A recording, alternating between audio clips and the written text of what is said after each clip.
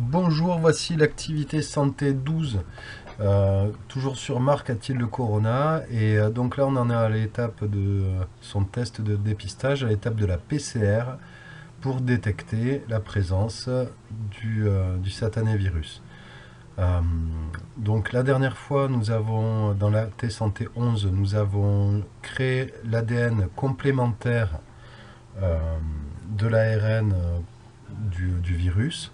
Et aujourd'hui, on va l'amplifier par polymérisation en chaîne. Euh, moi, j'utiliserai le terme PCR pour Polymerization Chain Reaction. Et donc, c'est une technique très importante en biologie moléculaire parce qu'elle permet d'amplifier un fragment d'ADN de manière très spécifique in vitro.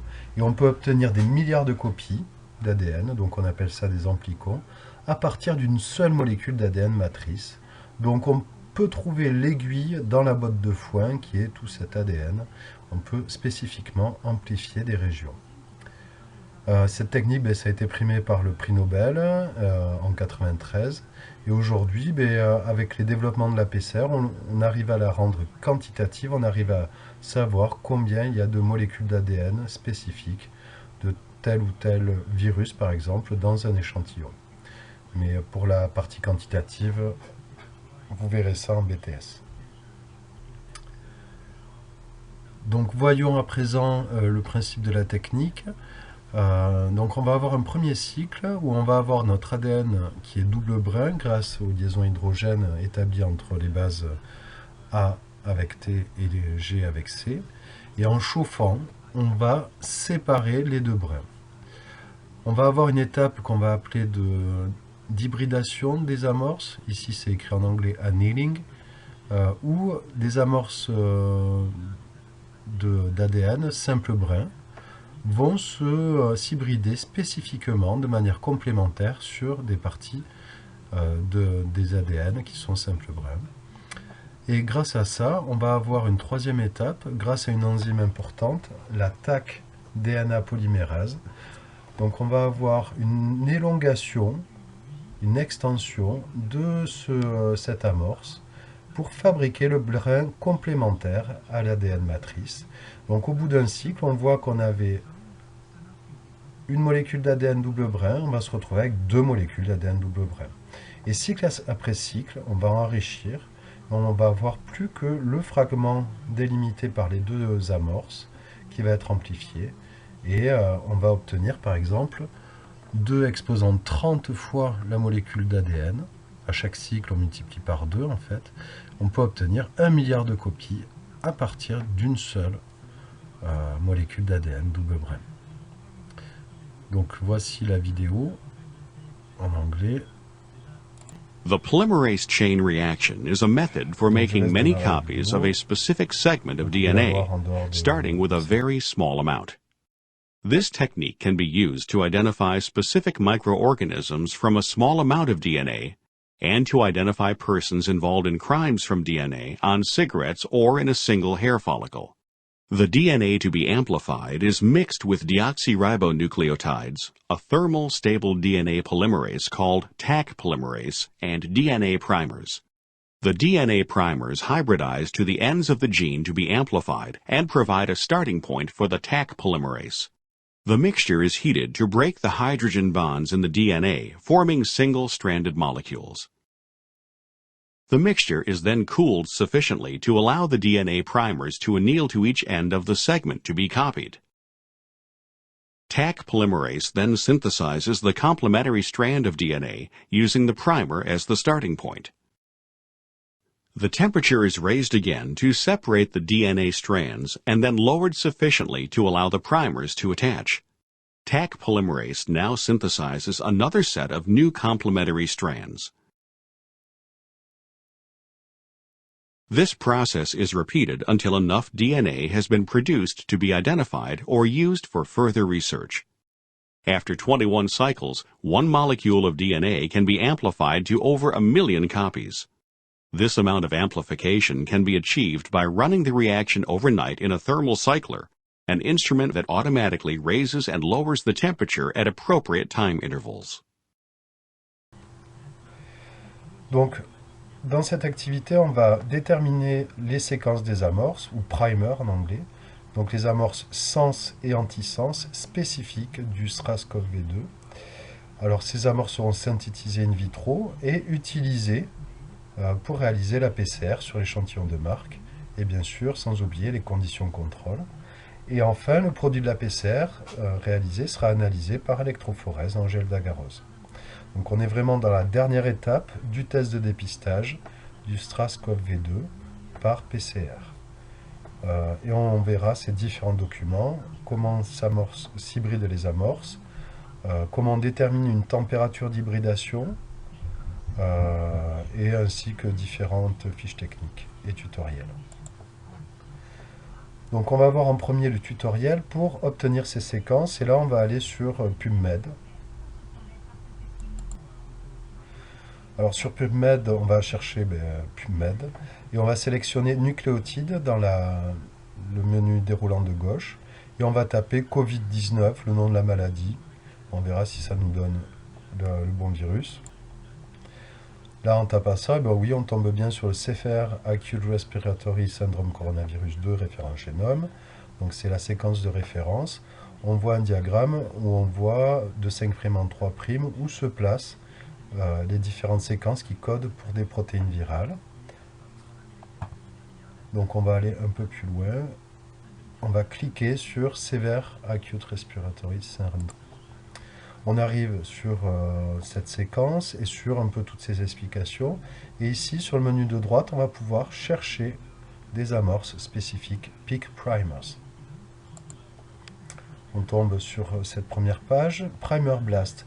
Donc déjà, le logiciel va voir si la séquence qu'on a correspond à d'autres séquences pour voir si on veut bien les amplifier elles aussi ou non. Donc, on met OK et on va sélectionner, c'est le seul changement qu'on va faire, on va sélectionner comme database, comme banque de données, non redondante, puisqu'ici, nous, on ne veut pas chercher des ARN messagers, il s'agit d'ARN viral, donc on va chercher dans cette banque de données. Donc là, il nous trouve toutes les autres séquences qui ressemblent à notre SRAS-CoV-2, ça tombe bien, on retombe à chaque fois sur des génomes séquencés et qui correspondent bien à ce virus, et séquencés sur différents donneurs, différentes populations. Et si on regarde l'identity, on peut voir que finalement, on n'est pas à 100% pour chaque. Certains, la deuxième ligne, on va avoir, oui, quelque chose qui est identique, complètement aligné, alors que d'autres, on va avoir que 99,99% d'identité. Donc sur 30 000 paires de bases, ça fait un 10 millième, ça fait 3 mutations. Hein. Petit à petit, on voit, il y en a certains qui sont... Donc on va toutes les sélectionner parce que finalement, on voit qu'il y a des petites variations de séquences. Et là, nous, on veut vraiment des amorces qui vont pouvoir s'hybrider avec tous les variants du SRAS-CoV-2. On ne veut pas passer à côté d'un variant qui est muté juste à l'emplacement de nos amorces. Et donc, c'était la première question. Pourquoi sélectionner toutes les séquences et non la seule séquence de référence? On sélectionne toutes les séquences de SRAS-CoV-2 car on veut pouvoir détecter tous les cas de porteurs de Covid. C'est-à-dire que notre test doit être le plus sensible possible pour ne pas passer à côté d'un cas positif. En revanche, ces amorces trouvées peuvent permettre l'amplification d'autres virus très proches, ça on ne le sait pas encore, et il faudra le vérifier, voir si notre couple d'amorces peut s'hybrider par exemple avec le SRAS-CoV-2, le vieux SRAS de 2003. Et d'un côté, c'est pas grave, nous on veut pas passer à côté des cas de SRAS-CoV-2. Ensuite, proposer une hypothèse pour expliquer que certaines séquences n'ont que 99,9 et même j'oublie un 9% d'identité avec la souche. On peut voir que je vous laisserai lire la réponse, mais en fait, pour aller plus vite, ce sont les virus qui mutent à chaque cycle. Il risque d'y avoir une mutation induite soit au moment de l'action de la réplicase, quand l'ARN va être recopié en ARN, soit quand il va servir de matrice pour être amplifié en ARN positif. Donc à chaque fois, il peut y avoir des mutations qui s'accumulent. Et cycle après cycle, infection après infection, on va avoir des variations, une évolution du virus. Et peut-être que même, on va sélectionner ceux qui se répandent le plus facilement. Et que finalement, on n'a peut-être pas encore fini avec ce virus.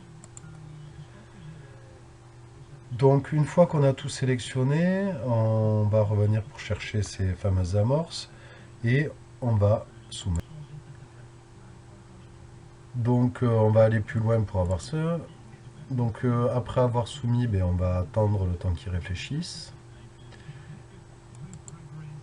Et enfin, on a la page de résultats. Donc on retrouve en haut dans la Graphical View of Primer Pairs. Donc on va avoir Template. Donc c'est la représentation de l'ARN de la séquence de tout le virus, de 1 jusqu'à presque 30 kilodalton, paire de base, pardon.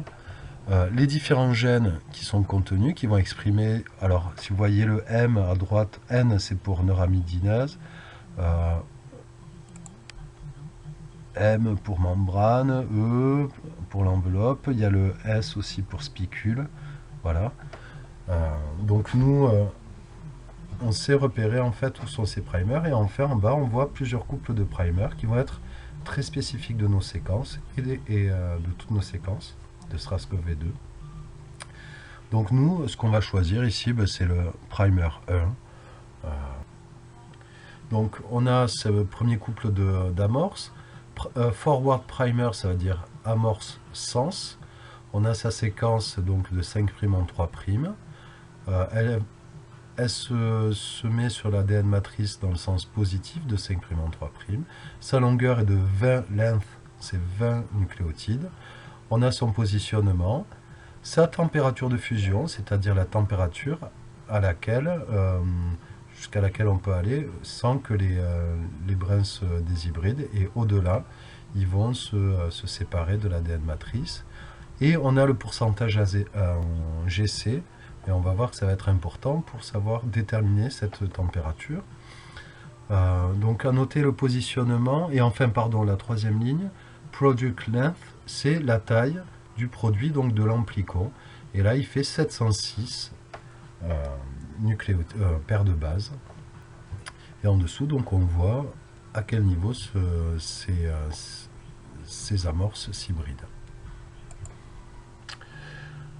Donc on va voir comment représenter finalement ces amorces, ce couple d'amorces sur notre séquence.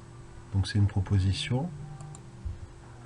Et on va voir surtout comment des amorces s'hybrident, et notamment grâce au document 1. Donc les amorces qu'on utilise dans la PCR sont des didésoxy-oligonucléotides, c'est-à-dire que ce sont des simples brins et du 20 de base. Donc ça veut dire que c'est juste un brin d'ADN de 20 nucléotides et qui vont s'hybrider spécifiquement sur une séquence d'ADN. Donc pourquoi on appelle ça des amorces ou des primers? C'est parce que l'ADN polymérase qu'on va utiliser pour amplifier l'ADN se fixera au niveau d'un 3' d'un oligonucléotide qui est hybridé sur un ADN plus grand. Et c'est comme ça que l'enzyme va reconnaître son site de départ. Et là, elle va rajouter petit à petit des nucléotides complémentaires du brin matrice. Donc, on va utiliser un couple d'amorces, sens et antisens. Donc, la séquence de l'amorce sens forward correspond au début de la séquence LU de 5' en 3'. C'est le brin matrice. Et il est complémentaire du brin antisens. Donc, on a toujours les deux brins d'ADN qui sont en antiparallèle, c'est-à-dire que quand un va vers de 5' en 3', celui qui est de l'autre côté en face va dans l'autre sens de 3' en 5'. Et bien sûr, on a l'amorce antisens reverse qui correspond à la fin de la séquence amplifiée et qui s'hybride avec le brin matrice qui est sens. Alors, l'hybridation va être d'autant plus stable que les bases sont bien appareillées. C'est-à-dire que A soit avec T et G avec C. Alors, comme A forme deux liaisons hydrogènes, si on regarde avec T, alors que G forme... Ah, il y a une erreur ici.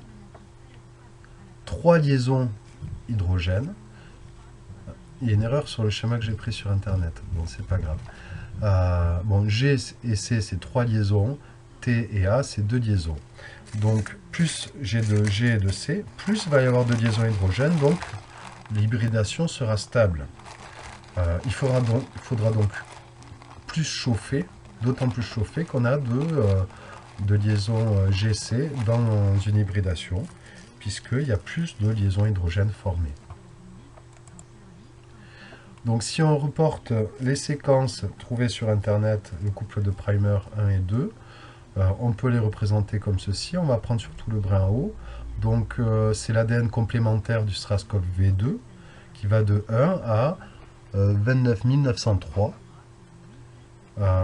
Ici, on a représenté de 3' en 5', puisque c'est l'ADN complémentaire. Je vous rappelle qu'il est complémentaire du brin d'ARN, qui était de 5' en 3'.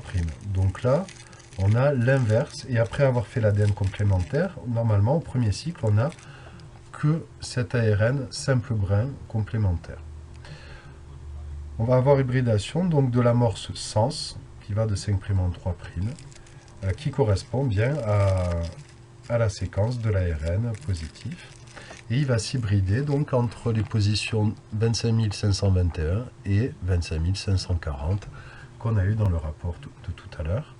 Et on pourra placer l'amorce antisens de l'autre côté et on va voir un peu plus en détail ce qui va se passer ensuite. Donc on va essayer de calculer le TM qui correspond à chaque amorce hybridée avec sa matrice. Donc on va utiliser la formule de Wallace. En fait, cette formule, si on regarde au 4C, c'est tiré d'un document du bac. La formule de Wallace donne le TM en fonction du nombre de désoxyribonucléotides A, T, G ou C. Donc on voit qu'on va faire 2 fois le nombre de A plus le nombre de T, qui ont que 2 liaisons hydrogènes, et plus 4 fois le nombre de C et de G. 4 fois, je ne sais pas pourquoi, c'est un calcul mathématique un peu simplifié, mais on va prendre en compte le fait qu'il faille plus d'énergie pour les dissocier.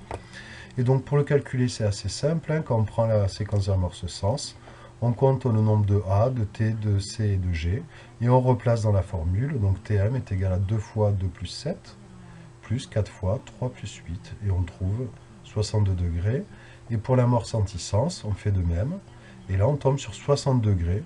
Donc c'est assez proche, et ce qu'on voit, on n'a pas toutes les virgules qu'on avait dans le rapport, où on nous donnait 59,95 degrés, donc il y a des petites différences de calcul qui prennent en compte d'autres considérations, mais là cette formule est assez simple et donne un résultat relativement fiable.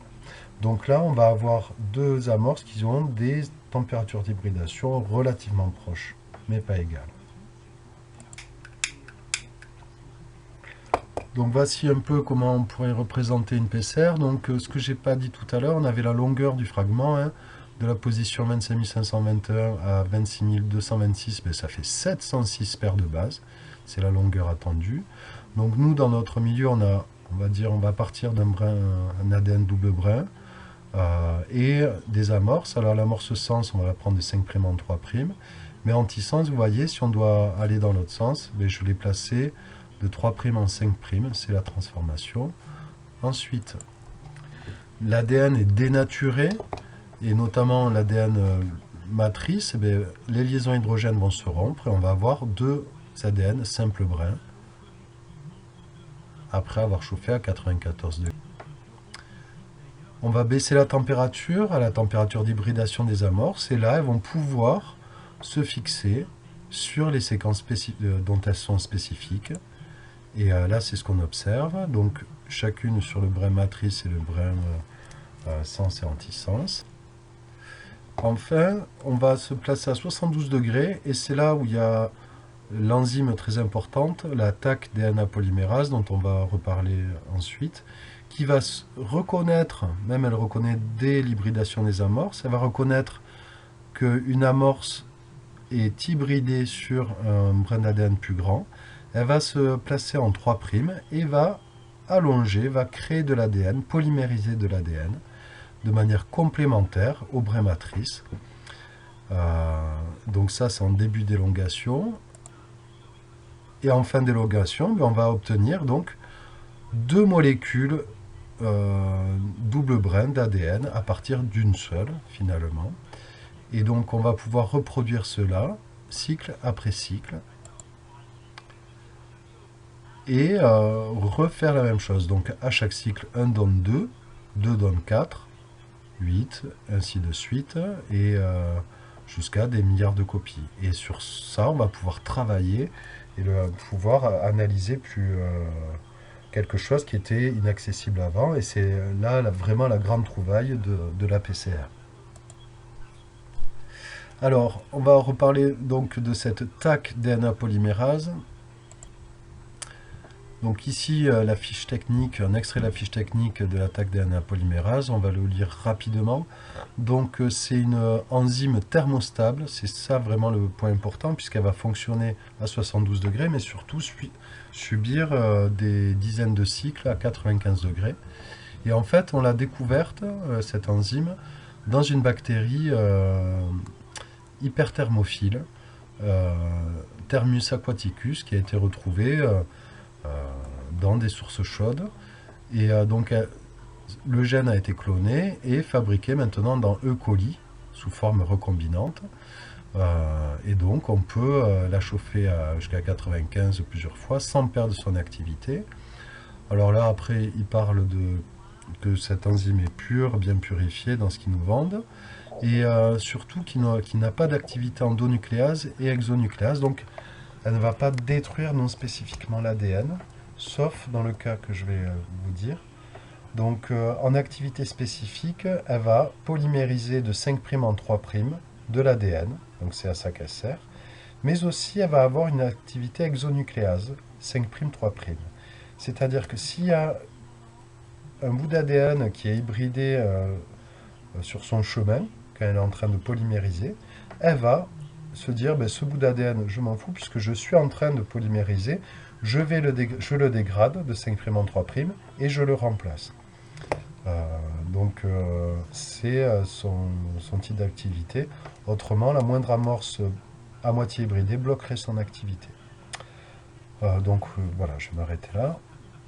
Et ensuite, on voit les différents composants. On voit qu'on aura besoin de DNTP, DATP, CTP, GTP et TTP, qui vont nous servir comme briques pour polymériser. Donc rapidement, ADN polymérase, première propriété, 5', 3' exonucléase activity, c'était ce que je vous disais, elle fait le ménage sur son passage, elle est thermostable, et une masse moléculaire de 395. On la voit représentée à droite, on voit qu'il a ces chaînes polypeptidiques qui entourent l'ADN et qui va permettre la formation de liaisons phosphodiester entre nucléotides de manière complémentaire à l'ADN matrice. Donc maintenant, il faut faire un peu des calculs pour réussir à faire tourner cette PCR. Donc on a ce genre de tableau, je rappelle, un mélange réactionnel qu'on va ajouter. Donc lui, il va être commun à toutes les réactions. Et sur chaque type d'ADN-C qu'on avait synthétisé, on va rajouter une part de ce mélange réactionnel.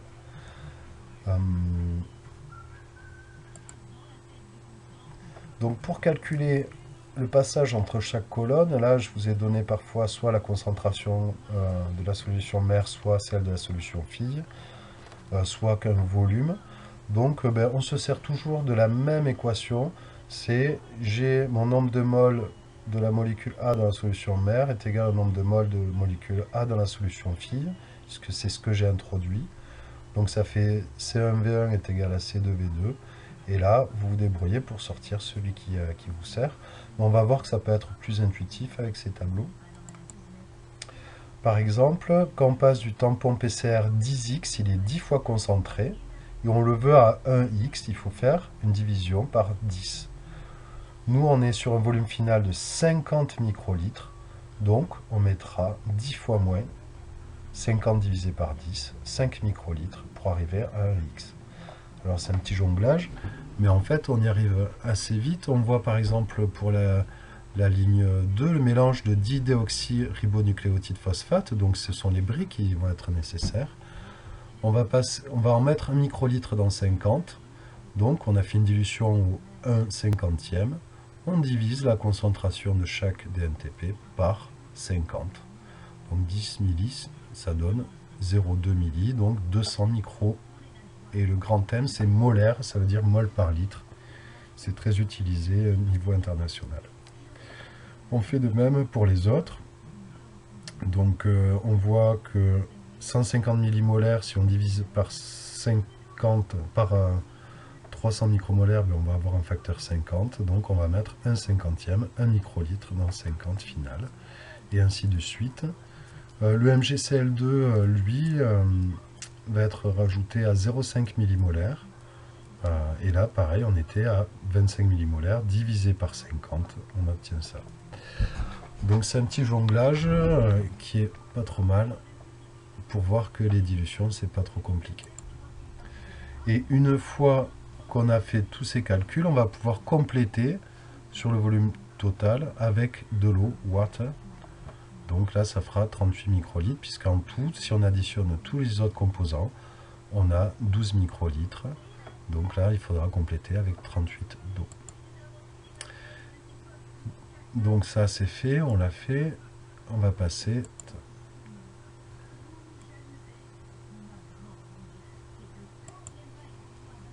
Alors, on va calculer maintenant pour le nombre d'échantillons qu'on a besoin de faire. Donc je rappelle qu'on va avoir un contrôle négatif du DCDNA fait. On va avoir un témoin de sensibilité, un témoin de spécificité, donc des témoins positifs et négatifs pour voir si notre PCR est valide. Et enfin, on a le témoin, pardon, l'échantillon de marque. Et là aussi, on a rajouté un témoin négatif de PCR pour voir si un des produits est contaminé. Il risque s'il nous donne un résultat positif, on ne saura pas si ça vient de l'échantillon ou des réactifs. Donc on fait un témoin PCR, on va mettre de l'eau à la place de l'ADN et ça nous fera donc 5 points, nos 4 ADN-C dans les contrôles, plus celui du témoin de PCR. Et comme on va faire un prémix, on va rajouter un point pour être sûr d'en avoir assez. Pour chaque réaction, donc on va calculer n plus 1 est égal à 6. Donc là, on n'a qu'à multiplier par 6 la colonne pour une réaction. Donc pour la réalisation de l'organigramme, je vous laisse faire, il suffit de suivre le protocole. Donc ce protocole, rajouté dans des microtubes, c'est les plus petits que nous avons utilisés, des tubes Eppendorf, microcentrifuge tube. Et où on va rajouter tout ça, mais nous on a fait un prémix qu'on va déposer sur l'ADN et sur un volume final de 50 microlitres. Étape 2, le mélange par pipetage. Il faut que tout soit bien homogène, c'est normal. Et une petite centrifugation pour collecter les micro-gouttes au fond du tube. Ça c'est important parce qu'on travaille avec des petits microlitres et si on en oublie sur le bord, ça ne va pas marcher. Ensuite, on rajoute de l'huile minérale. On va voir que nous, ça ne serait pas le cas. Ou alors, on utilise un thermocycleur qui a un couvercle chauffant. En effet, comme on va chauffer à 95 degrés, 50, 72, on va avoir de la condensation qui va se former si on ne met rien en haut de la réaction. Donc, on va perdre toute l'eau, comme on est sur un petit volume, et la réaction ne va pas fonctionner. Donc on chauffe le couvercle, le haut du tube, ou alors on met de l'huile pour éviter que l'eau ne s'évapore. Et enfin, on va placer en étape 4 les tubes dans un thermocycleur. Donc on peut y programmer donc, des températures et des temps de chauffe que cela soit répété sur plusieurs cycles. Donc on en a un au lycée, on aurait pu l'utiliser. Et enfin, après que la réaction soit faite, on va analyser les ADN obtenus par électrophorèse sur gel d'agarose et en rajoutant de l'éthidium bromide, du bromure d'éthidium, qui va rendre fluorescent l'ADN et on va pouvoir le détecter.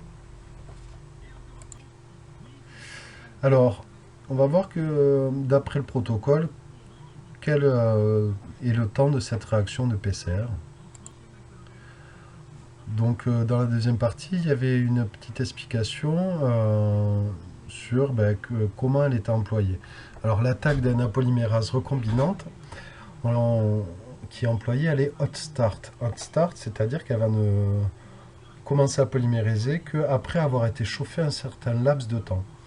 Et en fait, c'est recombinant, puis on a rajouté un anticorps qui va bloquer le site actif de l'enzyme.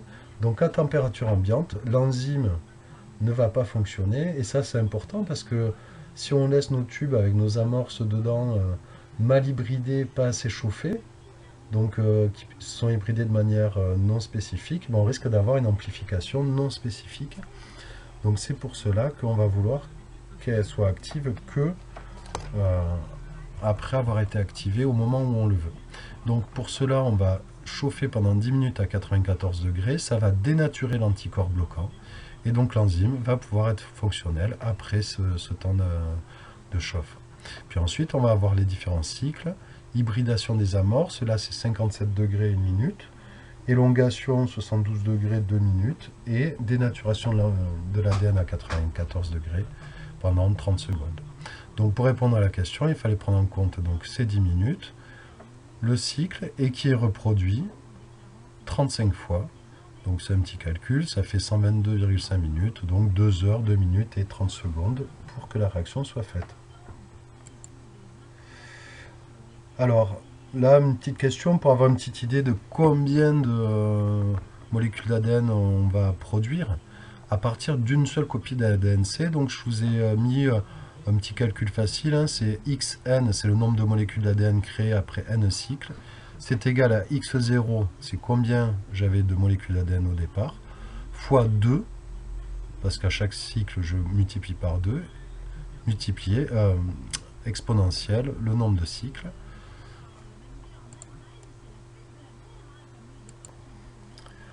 Donc c'est ce qu'on a ici, et on voit qu'en replaçant, on va obtenir, à partir d'une seule molécule d'ADN, plus de 3,4 milliards,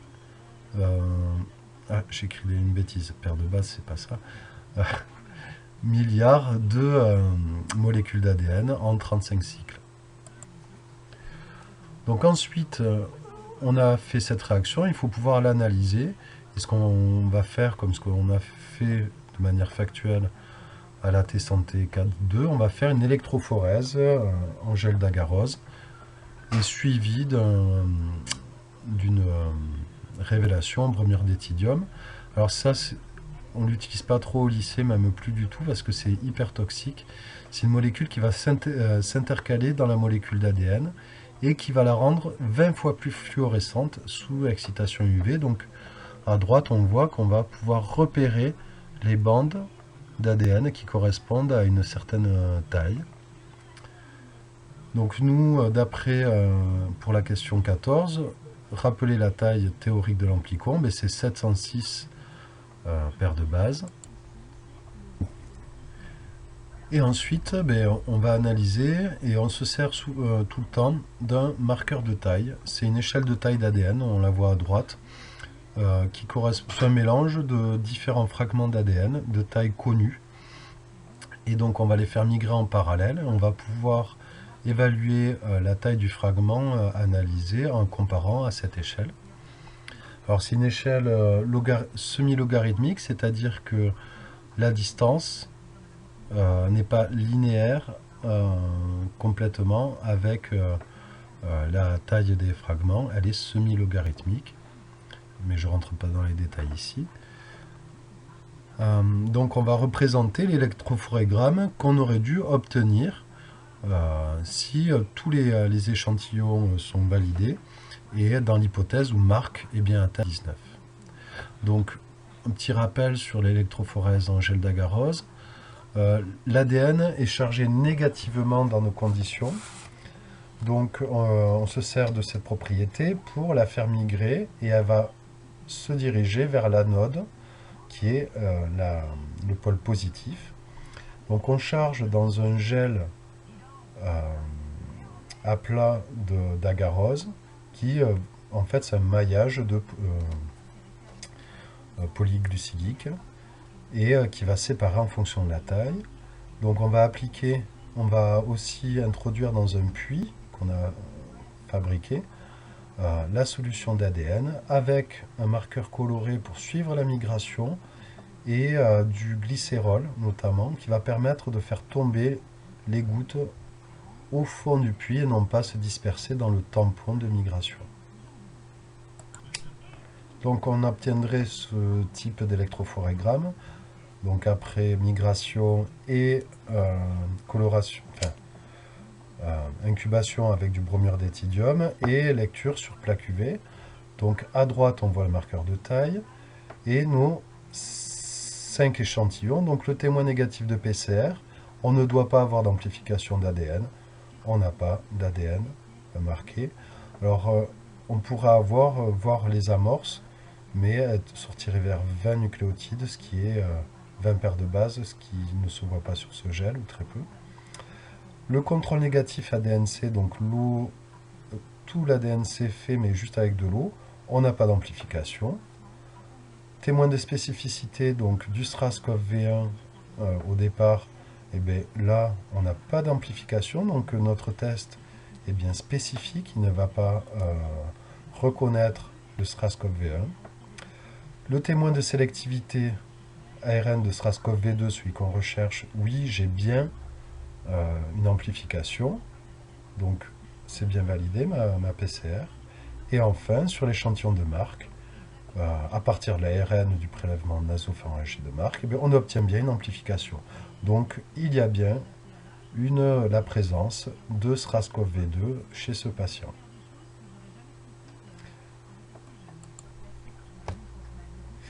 Alors si on obtient des amplicons d'environ 750, c'est pour dire 706, dans le produit de PCR, la condition suivante, contrôle négatif ODE-PC, ben, si on a ça, ça veut dire que on a une amplification alors qu'au départ on n'avait mis que de l'eau dans l'étape de reverse transcription. Donc ça veut dire qu'à un moment, il y a eu une contamination par de l'ADN C, ou de l'ADN amplifié, du coronavirus. Donc ben, toute la manipulation est faussée et il faut tout recommencer. Donc c'est ce qui est indiqué ici, vous pourrez lire. Et enfin, le schéma bilan des différentes étapes du test. Donc là, c'est la synthèse des au moins 3 dernières activités. On a un premier prélèvement, on va extraire et purifier même l'ARN. Donc c'était la T-Santé 10. La T-Santé 11, on le reverse transcrit cet ARN en ADN complémentaire, ADN-C. Et enfin, cet ADN-C va être amplifié par PCR. Et cette PCR, on va devoir l'analyser par électrophorèse et révélation. Donc voici un peu les différentes étapes. Et de manière automatisée, maintenant, ça prend environ 3-4 heures. Et même les PCR peuvent être plus rapides selon la taille des fragments amplifiés. Je vous remercie pour votre attention. À très bientôt.